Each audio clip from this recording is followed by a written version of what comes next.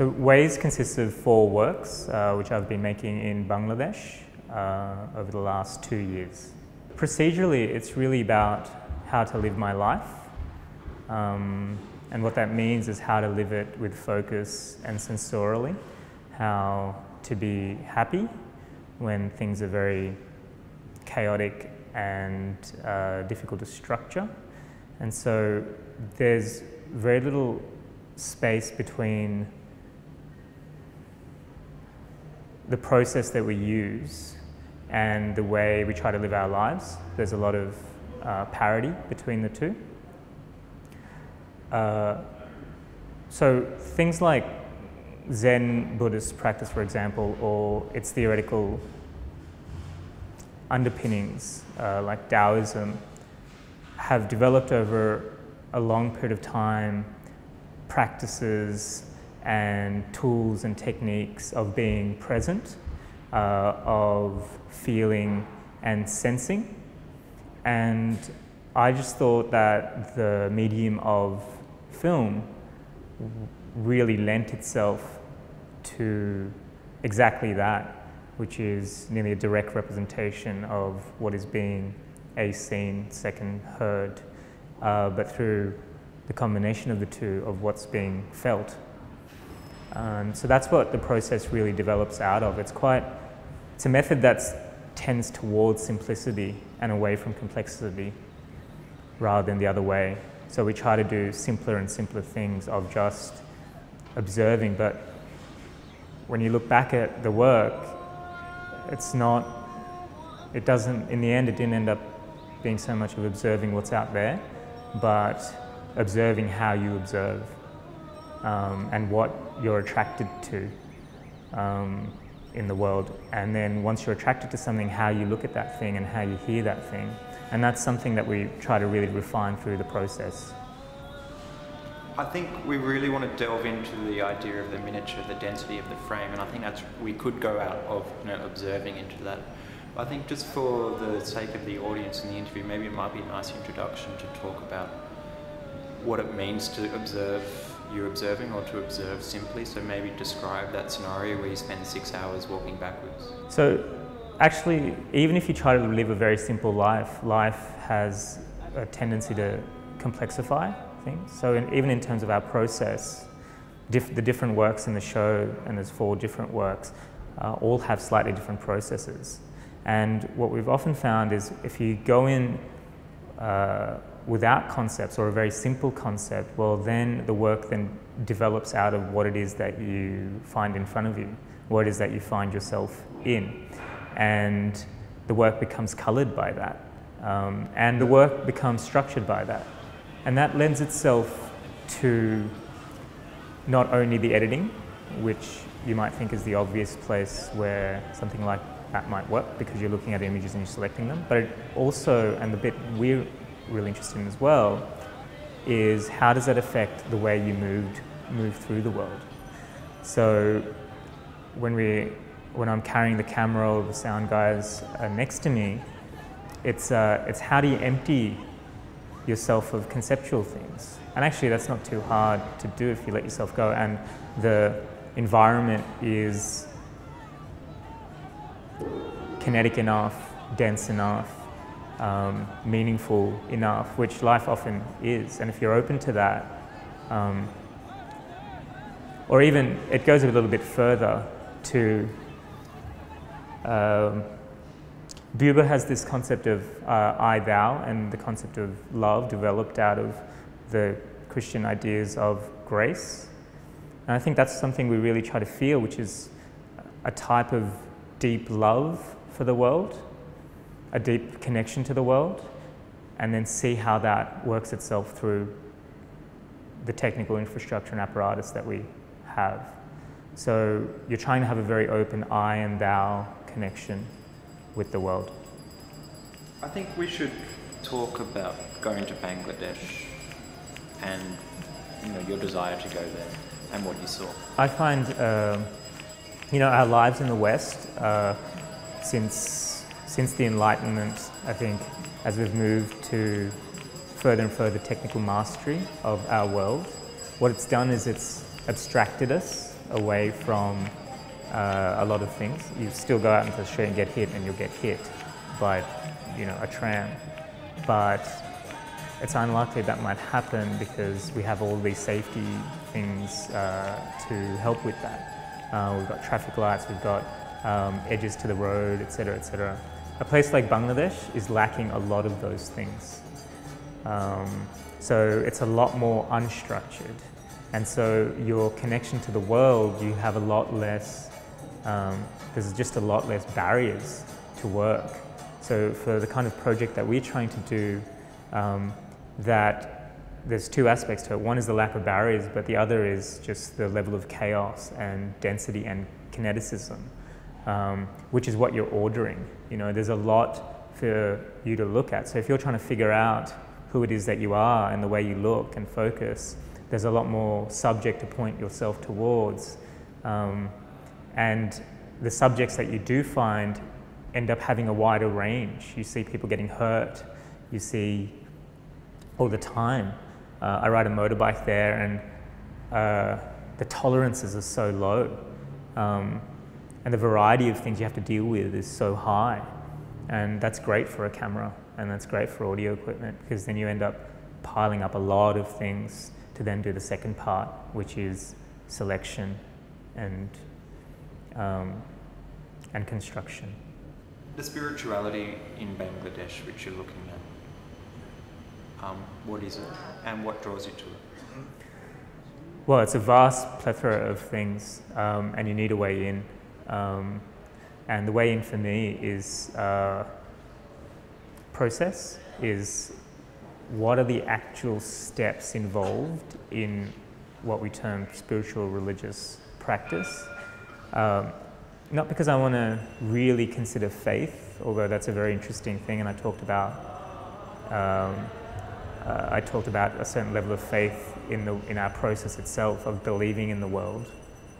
But it's how things manifest in terms of actions with hands or feet, and the big part of our process is getting very close, is sort of an immediacy and a clarity that comes from being close. That results in a lot of difficulty often because we need a level of access which is severe. A mosque is one of the most restrictive places to work in, if you can work in them at all. But the way we work is you need 4 or 5 months of repetitive, intense closeness to people undertaking spiritual practice. And it's over that time that we can do the learning and the capturing that we are aiming to do. And that kind of learning is often extra-linguistic. It's things that are beyond what we can communicate through the abstraction of language. It's things that we can feel through our senses, and things that can perhaps affect and shape physical aspects of us. Of course, language changes neural structures, etc., and that's a physical aspect. But I mean in a more fundamental or wider sense in terms of our senses. So those are the things we're looking for. In terms of what it is in spiritual practice itself, well, they are dealing with, or have over a long time, are dealing with a lot of the things that we want to deal with in my practice, which is ways of being, ways of structuring your day, ways of structuring your mind, of shaping it through the rhythms of habit. So that was very interesting to look at. There's a lot of complexities around that because, you know, religions are often, there are individual components to it, but there are community and group perspectives to it as well. The works themselves cover a wide range of that. As I mentioned earlier, it's nearly over 6.5 hours of footage.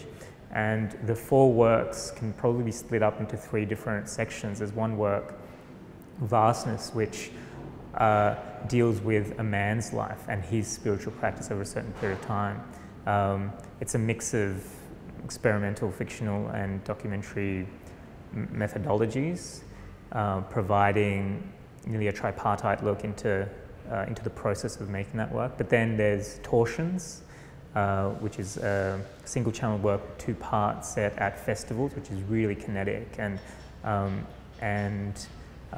very much structured towards how groups move together how groups act together. And then there's probably the largest set of works in the show. It's 2 works, Locus 1 and 2, which are set at these sites of spiritual practice, at looking at the architectures and the actions and the processes of those places. So these are different stratas of spiritual practice that's looked at, and we've hardly exhausted, you know, the amount of things you can look at, despite the density of the works and the range of them. So what we sit down to do when we edit, and I work with an assistant of mine, Utpal, who trained as a classical Indian singer, and in classical Indian singing, it's very tiny modulations of notes within a vast escape that gives it its richness. And often you have repetition, but it's not repetition if you look into the details of it. And life is often like that. And I think we can get very tired of life and think it's all very similar very quickly. And partly that's because we might not be looking at it in enough detail. So the works try to do that. The works nearly model a certain way of acting in the world, a certain way of viewing. That's pretty much what they are. What that viewing is looking at a certain site, and what we end up creating are these sites, right, where people can, so each work is a site that people can act in as well as showing people how to act in real sites. It's nearly like a training ground. So in a way, we're recreating parts of the world, and we're placing these, you know, when you're looking at these works, I'm most interested when people will talk about a particular shot and they've looked at that shot in detail. Although there's nearly 7 hours worth of work, each of the shots are there for a very particular purpose. And although some of the shots may go for a while as well, and there's variation in length, but within the shots there'll be a lot of things going on.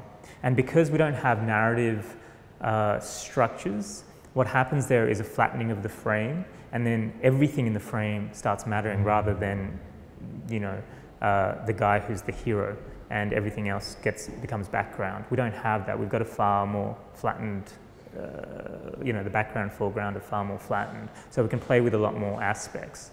Now that's just spatially in the frame, but then fundamentally in film you have time to play with, and rhythms and details coming up and down. So there's all that density. We try to work on all of those axes to make something that's nearly addictive, that once you come in, and in a gallery situation you're working with, you're working against linearity often, you know, or you can't presume linearity. People can come in and go out any point. But we always try to think about, well, yeah, we're making these vast things, but how can we get people in and then not ever let them out? And you do that by leading them with a certain rhythm of, if you can get them into a certain rhythm, and the rhythm we're trying to get is built on top of density, then I think they can learn a lot or model a lot from what they're seeing. I think that's a good place to end. I really like the idea of harmonically existing in a spatial sense within very small iterations, you know, as you're saying, that Indian singing style, and then also on a base of a rhythm which is very complex or very rich. Yeah, well, you know, essentially our works are entertainments, just like anything else. Our whole lives are entertainments to stop us thinking about death. So death is constant presence, and it's not death. What I mean by death is utter meaninglessness, the utter futility of doing anything ever, and the transience of everything. Nothing will stay. Everyone you love will die if key people haven't died in your life already. You'll grow old and your body will deteriorate, and that's pain second by second, minute by minute every day. The people you love will suffer that way. So what you're trying to construct, I think, with art are ways to shelter yourself from that. And the way we've evolved is through our senses, is that we often look outwards, not inwards. to forget about that fundamental truth. So we're just trying to push further along on that path and which is one of the reasons why the works are as large and as detailed as they are, because we want to give people the best tools possible to avoid the darkness of existence.